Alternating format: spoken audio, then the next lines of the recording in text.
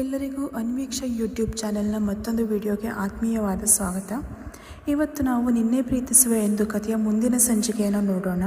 ಶ್ರೀರಕ್ಷಾ ಶಿಕ್ಷಣ ಸಂಸ್ಥೆಯಲ್ಲಿ ಕುಳಿತಿದ್ದಂತಹ ಸರಸ್ವತಿ ಅವರು ಕೌಸಲ್ಯ ಅವರ ಬಳಿ, ಅಕ್ಕ, ಇವತ್ತು ಇಲ್ಲಿರೋ ಹೆಣ್ಣುಮಕ್ಕಳನ್ನು ಸ್ವಲ್ಪ ಸರಿಯಾಗಿ ಗಮನಿಸಿ. ಯಾರಾದರೂ ನಮ್ಮ ಮನೆಗೆ, ನಮ್ಮ ಉಗ್ರ ಪ್ರತಾಪಿಗೆ ಸರಿ ಹೊಂದುವಂಥ ಹುಡುಗಿ ಸಿಕ್ಕಿದ್ರೂ ಸಿಗ್ಬೋದು.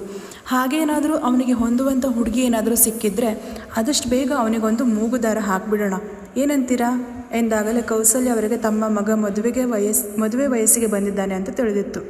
ಹೌದಲ್ವಾ ಸರು, ನಾನು ಇದ್ರ ಬಗ್ಗೆ ಯೋಚನೆನೇ ಮಾಡಿರಲಿಲ್ಲ. ನೀನು ಹೇಳುವುದು ಸರಿಯಾಗಿದೆ, ಬಿಡೋಣ ಬಿಡು ಎಂದು ಕೌಸಲ್ಯ ಅವರು ನಕ್ಕಿದ್ರು. ಏನಮ್ಮ, ಚಿಕ್ಕಮ್ಮ ಯಾರದ್ದೋ ಮದುವೆ ವಿಷಯ ಮಾತಾಡ್ತಾ ಹಾಗೆ ಇದ್ದಾಗಿತ್ತು. ಚಿಕ್ಕಮ್ಮ, ನನಗೆ ಮದುವೆ ಮಾಡೋಕ್ಕೆ ಏನಾದರೂ ಇಲ್ಲಾದರೂ ಹುಡುಗಿ ನೋಡಿದ್ದೀರಾ ಹೇಗೆ ಕೇಳುತ್ತಾ ಬಂದಿದ್ದ ಭಾರದ್ವಾಜ್ ಕುಟುಂಬದ ಎರಡನೆಯ ಮುದ್ದಿನ ಕುಡಿ ಅಭಿರಾಮ್ ಭಾರದ್ವಾಜ್. ಅಭಿ, ನೀನು ಯಾವಾಗಲೂ ಬಂದೆ ಎಂದು ಕೌಸಲ್ಯ ಅವರು ಮಗನನ್ನು ವಿಚಾರಿಸಿದರು.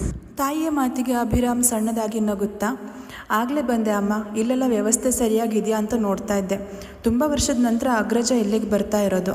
ನಮ್ಮ ಮಿಸ್ಟರ್ ಪರ್ಫೆಕ್ಟ್ಗೆ ಎಲ್ಲ ಪರ್ಫೆಕ್ಟ್ ಆಗಿ ಇರಬೇಕಲ್ವಾ, ಅದಕ್ಕೆ ಬೇಗ ಬಂದಿದ್ದೆ ಎಂದು ಉತ್ತರಿಸಿ ಸರಸ್ವತಿ ಅವರ ಕಡೆಗೆ ತಿರುಗಿ, ಏನು ಚಿಕ್ಕಮ್ಮ, ಮದುವೆ ವಿಷಯ ಹೇಳ್ತಾ ಇದ್ರೆ ಕಂಟಿನ್ಯೂ ಮಾಡಿ. ಹುಡುಗಿ ಯಾರು, ಹೇಗಿದ್ದಾಳೆ? ನಾನಂತೂ ಈಗಲೇ ಮದುವೆ ಆಗೋದಕ್ಕೆ ರೆಡಿ ಎಂದವನ ಮಾತಲ್ಲಿ ಶುದ್ಧ ತುಂಟತನ ತುಂಬಿ ತುಳುಕುತ್ತಿತ್ತು. ಅದಕ್ಕೆ ಪ್ರತಿಯಾಗಿ ಸರಸ್ವತಿ ಅವರು ಅಭಿರಾಮ್ ಕಿವಿ ಹಿಂಡಿ, ಏನೋ ನಿನ್ನೆ ಮೊನ್ನೆವರೆಗೂ ಅಮ್ಮ ಚಿಕ್ಕಮ್ಮ ಅಂತ ನಮ್ಮಿಬ್ಬರು ಸೆರಗು ಹಿಡ್ಕೊಂಡು ಓಡಾಡ್ತಾ ಇದ್ದೆ, ನೀನು ಇಷ್ಟು ಬೇಗ ಮದುವೆಗೆ ತಯಾರಿ ಆಗಿದ್ಯಾ? ನೋಡಿದ್ರಾ ಅಕ್ಕ, ಇವನನ್ನು ಅದೆಷ್ಟು ಅರ್ಜೆಂಟ್ ಮಾಡ್ತಾ ಇದ್ದಾನೆ ಮದುವೆ ಆಗೋಕ್ಕೆ ಅಂತ. ತುದಿಗಾಲಲ್ಲಿ ನಿಂತಿದ್ದಾನೆ. ನೀನೇನು ಯೋಚನೆ ಮಾಡಬೇಡಕ್ಕಂದ. ನಮ್ಮನೆ ಆ್ಯಂಗ್ರಿ ಬರ್ಡ್ಗೆ ಮದುವೆ ಮಾಡಿ ಅವನನ್ನು ಕೂಲ್ ಬರ್ಡ್ ಮಾಡೋವರೆಗೂ ನಾವು ನಿನ್ನ ಮದುವೆ ಬಗ್ಗೆ ಯೋಚನೆ ಕೂಡ ಮಾಡಲ್ಲ.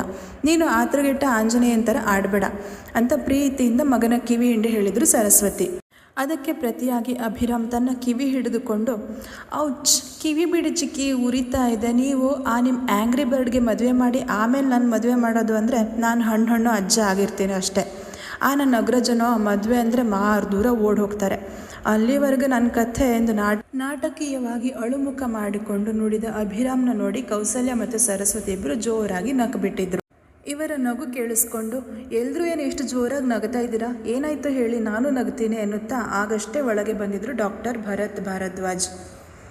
ನಿಮ್ಮ ಈ ಮಗನಿಗೆ ಮದುವೆ ಮಾಡಬೇಕಂತೆ ನೋಡಿ, ಹುಡುಗಿನ ನೋಡಿ ಅಂತ ಹೇಳ್ತಾ ಇದ್ದಾನೆ. ಮದುವೆ ಆಗೋದಕ್ಕೆ ಸಾಹೇಬ್ರಿಗೆ ತುಂಬ ಅರ್ಜೆಂಟ್ ಇದೆ ಅನಿಸುತ್ತೆ ಎಂದು ಸರಸ್ವತಿ ಮಗನನ್ನು ಛೇಡಿಸಿದರು. ಭರತ್ ಅವರು ಕೂಡ ನಗುತ್ತಾ, ಆ್ಯಂಗ್ರಿ ಬರ್ಡ್ ಮದುವೆ ಆದಮೇಲೆ ನಿನ್ನ ಮದುವೆ ಕಣೋ ಎಂದಾಗ ಅಭಿರಾಮ್ ಪೆಚ್ಚಾಗಿ ನಕ್ಕಿದ್ದ. ಅಭಿರಾಮ್ ದಶರಥ್ ಭಾರದ್ವಾಜ್ ಮತ್ತು ಕೌಸಲ್ಯ ದೇವಿಯವರ ಎರಡನೇ ಮುದ್ದಿನ ಮಗ.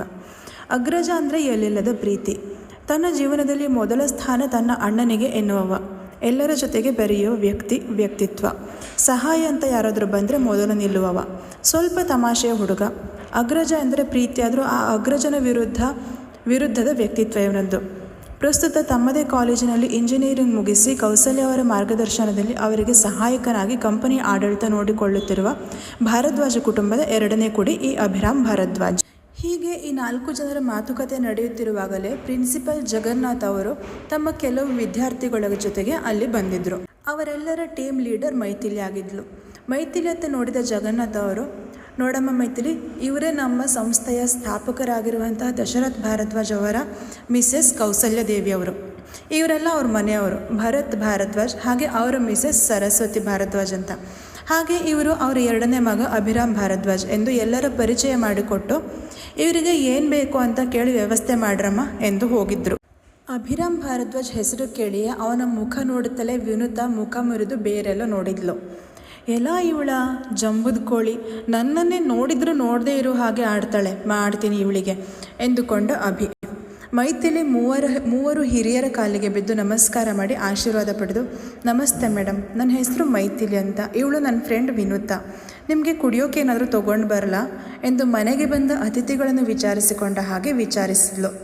ತನ್ನ ನಯ ವಿನಯದಿಂದ ಮೈಥಿಲಿ ಮೊದಲ ಭೇಟಿಯಲ್ಲೇ ಕೌಸಲ್ಯ ಅವರ ಮನಸ್ಸಿಗೆ ಹಿಡಿಸಿಬಿಟ್ಟಿದ್ಲು. ಅವಳ ತಲೆ ನೇವರಿಸಿ, ಈಗೇನು ಬೇಡಮ್ಮ ಅಂತ ಹೇಳಿದರು ಕೌಸಲ್ಯ. ಇತ್ತ ಅಭಿ, ವಿನುತಾ ಅಂತನ ಈ ಜಂಬದ ಕೋಳಿ ಹೆಸರು, ಮಾಡಿಸ್ತೀನಿ ಇವಳಿಗೆ, ಈಗ ಏನಾದರೂ ಮಾಡಬೇಕಲ್ಲ ಎಂದು ತನ್ನಲ್ಲೇ ಏನೋ ಯೋಚಿಸಿಕೊಂಡು, ರೀ ವಿನುತಾ ಅವರೇ, ನನಗೆ ಒಂದು ಕಪ್ ಸ್ಟ್ರಾಂಗ್ ಕಾಫಿ ಬೇಕು, ಕ್ಯಾಂಟೀನಿಗೆ ಹೋಗಿ ನೀವೇ ಮಾಡ್ಕೊಂಡು ತೊಗೊಂಡು ಬನ್ನಿ ಹೋಗಿ ಎಂದಿದ್ದ ಅಭಿ. ಮನಸ್ಸಲ್ಲಿ ಏನೋ ತರಲೆ ಯೋಚನೆ ಓಡ್ತಾನೆ ಇತ್ತು ಅವನಿಗೆ. ಅಭಿ ತನಗೆ ಆರ್ಡರ್ ಮಾಡಿದ್ದನ್ನು ಕೇಳಿ ವಿನುತಾ ಒಮ್ಮೆ ಅವನನ್ನೇ ದುರ್ಗುಟ್ಟಿ ನೋಡಿ ತನ್ನ ಇನ್ನೊಬ್ಬ ಸಹಪಾಠಿಯನ್ನು ಜೊತೆಗೆ ಕರ್ಕೊಂಡು ಹೋಗಿದ್ಲು. ಮೈಥಿಲಿ ಅಭಿರಾಮ್ ಬಳಿ ಬಂದು, ಸಾರಿ ಸರ್, ಅದು ಆಗಲೇ ನೀವು ಯಾರು ಅಂತ ತಿಳಿದೆ ಅವಳು ಏನೇನೋ ಹೇಳಿಬಿಟ್ಲು, ದಯವಿಟ್ಟು ತಪ್ಪಾಗಿ ಭಾವಿಸಬೇಡಿ ಅವಳನ್ನು ಅಂತ ಅಭಿರಾಮ್ ಹತ್ರ ಕೇಳಿದ್ಲು. ಮೈಥಿಲಿಯ ಮೃದುವಾದ ಮಾತಿಗೆ, ಅವಳು ಕ್ಷಮೆ ಕೇಳಿದ ರೀತಿಗೆ ಅಲ್ಲಿದ್ದ ಎಲ್ಲರೂ ಮತ್ತೊಮ್ಮೆ ಮನಸೋತಿದ್ರು. ಅಭಿ ನಗುತ್ತಲೇ, ನನ್ನದು ತಪ್ಪಿದೆ ಬಿಡಿ, ಏನು ನಿಮ್ಮ ಹೆಸರು? ಮಿಸ್ ಮೈಥಿಲಿ ಅಲ್ವಾ? ಹಾಂ ಮೈಥಿಲಿ, ನಾನು ನೋಡಿದೆ ಅರ್ಜೆಂಟಲ್ಲಿ ಬಂದು ಡಿಕ್ಕಿ ಹೊಡೆದೆ, ಅದಕ್ಕೆ ಅವರು ಆ ರೀತಿ ರಿಯಾಕ್ಟ್ ಮಾಡಿದ್ದಾರೆ, ಇರಲಿ ಬಿಡಿ, ಆದರೂ ಐ ಆಮ್ ಸಾರಿ ಕಣ್ರಿ ಎಂದಿದ್ದ ಮತ್ತೊಮ್ಮೆ. ಪರವಾಗಿಲ್ಲ ಸರ್, ಕೆಲವೊಮ್ಮೆ ಹೀಗಾಗುತ್ತೆ ಎಂದು ಮುಗುಳು ನಗೆ ಬೀರಿದ ಮೈಥಿಲಿ ಗೊಂದಲಕ್ಕೆ ಬಿದ್ದಳು.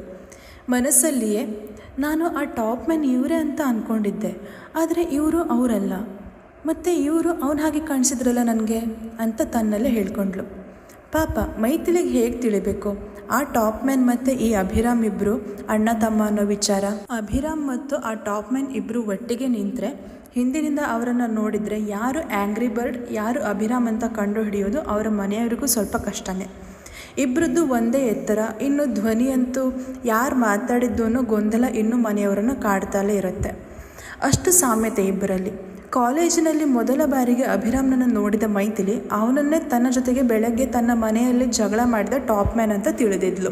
ಮೈಥಿಲಿ ಆಲೋಚನೆ ಹೀಗೆ ಸಾಗುತ್ತಿದ್ದಂತೆ ಅಭಿರಾಮ್ ಫೋನ್ ರಿಂಗ್ ಆಗುವ ಮೂಲಕ ತನ್ನ ಇರುವಿಕೆಯನ್ನು ತೋರಿಸಿತ್ತು. ಸ್ಕ್ರೀನ್ ಮೇಲೆ ಕಂಡ ಹೆಸರನ್ನು ನೋಡಿ ಇಷ್ಟು ಹೊತ್ತು ತಮಾಷೆ ಮಾಡುತ್ತಿದ್ದವ ಒಮ್ಮೆಗೆ ಗಂಭೀರವಾಗಿ ಬದಲಾಗಿಬಿಟ್ಟ. ಬಂದ ಕರೆಯನ್ನು ಸ್ವೀಕರಿಸಿ ಹಲೋ ಎಂದವ ಅತ್ತಲಿಂದ ಯಾರು ಏನು ಹೇಳಿದರೋ ಓಕೆ ನಾನೀಗ ಬಂದೆ ಎಂದು ಕರೆ ಕತ್ತರಿಸಿದ. ಫೋನ್ ತೆಗೆದು ತನ್ನ ಪ್ಯಾಂಟ್ ಕಿಸೆಯಲ್ಲಿಟ್ಟುಕೊಂಡ ಅಭಿ, ಅಮ್ಮ, ಚಿಕ್ಕಮ್ಮ, ಚಿಕ್ಕು, ಅಗ್ರಜ ಬರ್ತಾ ಇದ್ದಾನೆ ಎಂದು ಖುಷಿಯಲ್ಲಿ ಹೇಳಿ ಹೋಗಿದ್ದ. ಜಗನ್ನಾಥ್ ಅವರು ಕೂಡ ಅಲ್ಲಿ ಬಂದು ಎಲ್ಲರನ್ನೂ ಕರೆದುಕೊಂಡು ಹೋಗಿದ್ರು. ಮೈಥಿಲಿ, ಇದು ತಗೊಳ್ಳಮ್ಮ, ನೀನೇ ಅವರಿಗೆ ಬೊಕ್ಕೆ ಕೊಟ್ಟು ಸ್ವಾಗತ ಮಾಡಬೇಕು ಎಂದು ಕರೆದುಕೊಂಡು ಹೋದರು. ಅಷ್ಟರಲ್ಲಿ ಕಾಫಿ ಹಿಡಿದು ಬಂದ ವಿನುತಾ ಅಭಿರಾಮ್ನನ್ನು ಹುಡುಕಿ ಬಂದರೆ ಅವ ಈಗ ನನಗೆ ಕಾಫಿ ಬೇಡ ನೀನೇ ಕುಡಿ ಎಂದು ಹೇಳಿ ಹೋಗ್ಬಿಟ್ಟಿದ್ದ. ಇವಳಿಗೆ ಕೋಪ ಎಲ್ಲಿಲ್ಲದೆ ಹತ್ತಿಬಿಟ್ಟಿತ್ತು. ಮೈಥಿಲಿ ಕೋಪದಲ್ಲಿ ಕುದಿಯುತ್ತಿದ್ದ ಗೆಳತಿಯನ್ನು ಒಮ್ಮೆ ನೋಡಿ ಅವಳನ್ನು ಸಮಾಧಾನಪಡಿಸಿ ಜಗನ್ನಾಥ್ ಅವರ ಜೊತೆಗೆ ಬಂದು ನಿಂತಳು. ಆ ವ್ಯಕ್ತಿಯ ಆಗಮನಕ್ಕಾಗಿ ಕಾದು. ಕಪ್ಪು ಕಾರಿನಲ್ಲಿ ಕಪ್ಪು ಬಣ್ಣದ ಸೂಟ್ ಧರಿಸಿ ಕಪ್ಪು ಕನ್ನಡಕ ಹಾಕಿಕೊಂಡು ಬಂದವನ ನೋಡಿ ಎಲ್ಲರೂ ಚಪ್ಪಾಳೆ ತಟ್ಟಿದರೆ ಮೈಥಿಲಿ ಮಾತ್ರ ಆ ವ್ಯಕ್ತಿಯನ್ನು ನೋಡಿ ಗರಬಡಿದವರ ಹಾಗೆ ನಿಂತು ಬಿಟ್ಲು. ಅನಾಯಾಸವಾಗಿ ತುಟಿಗಳು ಮಾತ್ರ ಬೇರ್ಪಟ್ಟು ಉಸಿರಿದ್ದು ಮತ್ತದೇ ಟಾಪ್ ಮ್ಯಾನ್ ಎಂಬ ಶಬ್ದವನ್ನು. ನಿನ್ನೆ ಪ್ರೀತಿಸುವ ಎಂದು ಕಥೆಯ ಇವತ್ತಿನ ಸಂಚಿಕೆ ಹೇಗಿತ್ತು? ಮೈಥಿಲಿ ಕಣ್ಣಿಗೆ ಮತ್ತೆ ಕಾಣಿಸಿಕೊಂಡ ಆ ಟಾಪ್ ಮ್ಯಾನ್ ಯಾರು? ಆ ವ್ಯಕ್ತಿಯ ನಿಜವಾದ ಹೆಸರೇನು? ಎಲ್ಲವನ್ನು ನಾವು ಮುಂದಿನ ಸಂಚಿಕೆಯಲ್ಲಿ ನೋಡೋಣ. ಇವತ್ತಿನ ಸಂಚಿಕೆ ಹೇಗಿತ್ತು? ಇಷ್ಟ ಆಯಿತಾ? ಸಂಚಿಕೆ ಇಷ್ಟ ಆಗಿದರೆ ಲೈಕ್, ಕಾಮೆಂಟ್, ಶೇರ್ ಮಾಡಿ. ಹಾಗೆ ಅನ್ವೀಕ್ಷಾ ಯೂಟ್ಯೂಬ್ ಚಾನಲ್ಗೆ ಸಬ್ಸ್ಕ್ರೈಬ್ ಮಾಡ್ಕೊಳ್ಳಿ. ಧನ್ಯವಾದಗಳು.